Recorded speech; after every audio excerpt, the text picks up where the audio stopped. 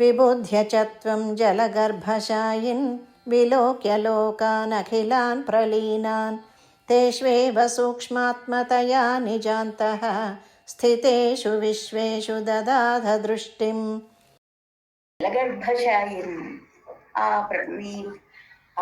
ప్రళయకాలంలో సమస్త జగత్తు ఏకాగ్నమై ఉన్నటువంటి సమయంలో, అంటే అంతా కూడా జలస్వరూపంగా అయిపోయింది. ఆ జలంలో జలగర్భశాయిన్, ఆ జలాల మధ్య ఆయన ఆదిశేషువు మీద ఆయన అలా శయనించి ఉన్నారు. అటువంటి స్వామి అని ఆయన్ని సంబోధిస్తున్నాం. అంటే ఇప్పుడు ప్రస్తుతం ఉన్న స్థితి అదే కదా, అలాగే ఉన్నారు కదా స్వామి. సమస్త జగత్తు అంతా కూడా బ్రహ్మదేవునితో సహా ఏకాగ్నమై ఉన్నప్పుడు ఆ జలాల్లో ఆయన ఆదిశేషుపై శయనించి ఉన్నారు కాబట్టి జలగర్భశయన అని ఆ సన్నివేశానికి తగినట్టుగా ఆయన్ని అలా సంబోధన చేస్తున్నారు. అప్పుడు ఆయన ఏం చేశారట, విబుధ్య ఆయన మేల్కొని అది చూశారట. చూస్తే ఏమున్నాయి, లోకాలున్నాయా?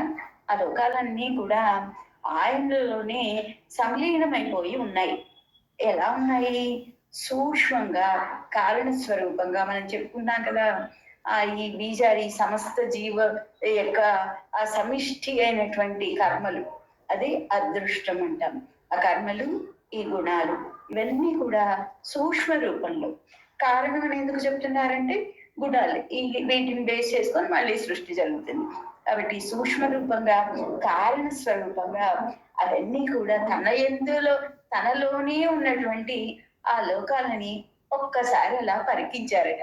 ఓహో, ఇవంతా ఇప్పుడు ఈయన యోగ నిద్రను ముగించి పరమాత్మ తనలో ఉన్న లోకాలని ఒక్కసారి ఆ కరుణా దృష్టితోటి చూశారట. వాటి వైపు ఆయన దృష్టిని సారింపచేశారట.